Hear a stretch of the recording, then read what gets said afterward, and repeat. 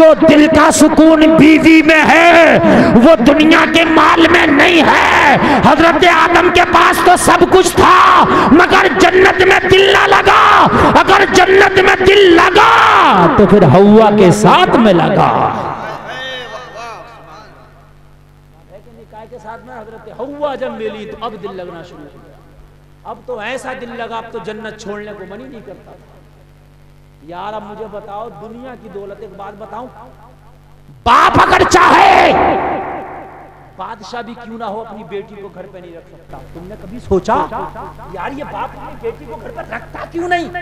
कोई भी बाप, मैं हूं, आप हो, कल को आप भी बाप बनोगे, कोई भी अपनी बेटी को घर पे नहीं रखता। क्या 2 रोटी नहीं दे सकता था अपनी बेटी को? ये दे सकता था यार। बाज लोग तो ऐसे 50 लोगों को रोज खाना खिलाते हैं, भाइयों है क्या नहीं है, लेकिन बेटी को वो भी घर पे नहीं रखता।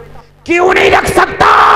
वजह ये है कि अगर माल से ही सब कुछ होता तो हजरत आदम को बीवी की जरूरत जन्नत में नहीं पड़ी होती, नहीं पड़ी होती। अगर माल से ही सब कुछ होता तो हजरत हव्वा को पैदा नहीं किया गया होता।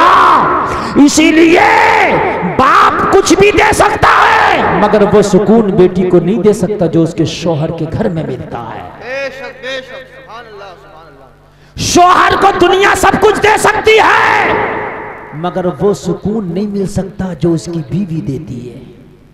कहाँ जा रहे हो? ए बेटा बैठ, क्या बात है भाई? कहाँ उठ रहे हो आप लोग? बैठ जाइए।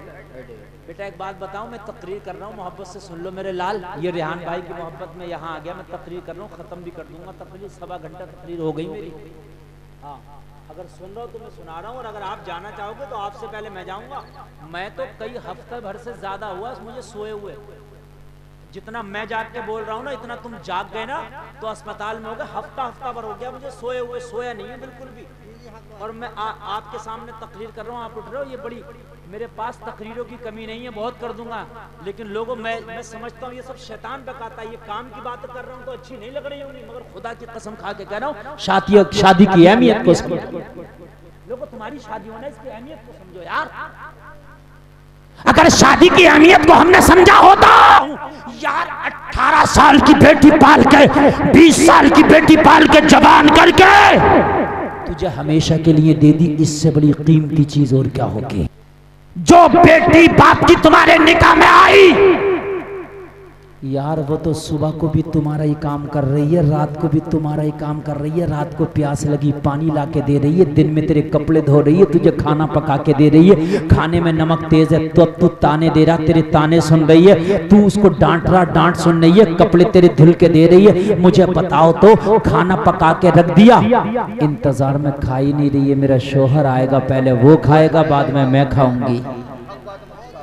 मुझे बताइए, कान खोल के सुनो नौजवानों, शादी करना है तो अपने घर वालों से कह देना, खबरदार जो डिमांड है की, जो चाहेगा लड़की वाला दे देगा, तोहफा समझ कर रख लेना। उसके बाद खबरदार जो डिमांड की। यार वो अपनी बेटी दे रहा, और लोगों बेटी भी इतनी कीमती दे रहा कि उसके 2 गुर्दे भी होंगे, 2 आंखें भी होंगी, 2 कान भी होंगे। अल्लाह ना करे कभी ऐसा मौका आए तो मैंने बीवियों को आगे बढ़ के देखा कि अपने शौहरों को गुर्दे तक दे दिए उन्होंने। यार इससे ज्यादा कीमती चीज और क्या हो सकती है मेरे भाइयों? इस जहेज की लानत को मुआशरे से खत्म करो, वरना फिर पता नहीं कोई और आयशा अपनी जिंदगी की शाम ना कर दे, अपनी जिंदगी का चिराग ना बुझा दे। लोगों, मैं आपसे यही गुजारिश करूंगा कि शादी करना मुस्तफा की सुन्नत है, और सुन्नत के तरीके पर रह के जब शादी करोगे तो जो शादी के बाद खुशियां मिलेंगी वो खुदा की कसम किसी जहेज में नहीं मिल सकती, जो बीवी से मुलाकात के बाद मिलेंगी। हजरत आदम इतनी बड़ी जन्नत में रहे तब सुकून नहीं, बीवी मिली तब सुकून मिल गया। सुभान अल्लाह, सुभान अल्लाह। और शादी के बाद इंसान, एक बात और बता दूं मैं आपको, जब शादी करीब आए और शादी सुन्नत के तरीके पर हो तो लड़का हो या लड़की दोनों पर ऑटोमेटिक हुस्न आने लगता है। ये एक बरकतें हैं अल्लाह। बेशक बेशक, ऑटोमेटिक हुस्न आने लगता है, लड़के पर भी और लड़की पर भी कुदरती हुस्न आता है। ये क्या है? ये शादी की बरकतें हैं। शादी के बाद जो सुकून ऑटोमेटिक मिलता है लड़का लड़की दोनों को, ये क्या है? ये रब की बरकतें हैं। वो जहेज़ में सुकून नहीं है। अल्लाह ताला हमें शरीयत पे अमल करने की तौफीक अता फरमाए। मेरा मौला कहने से ज्यादा अमल की तौफीक अता फरमाए। एक बार कलमा शरीफ पढ़ो, ला इलाहा इल्लल्लाह मुहम्मदुर रसूलुल्लाह, इस्लाम जिंदाबाद। अल्लाह ताला इस शादी को खाना आबादी बना दे।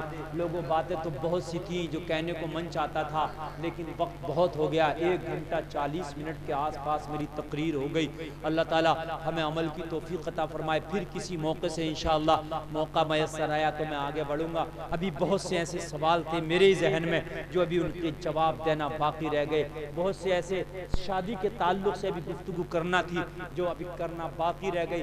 इंशाअल्लाह फिर कभी मौका मिला तो होगी। अल्लाह ताला इस शादी को खाना आबादी बना दे। व मा अलैना इल्लल बलाग। अस्सलामु अलैकुम।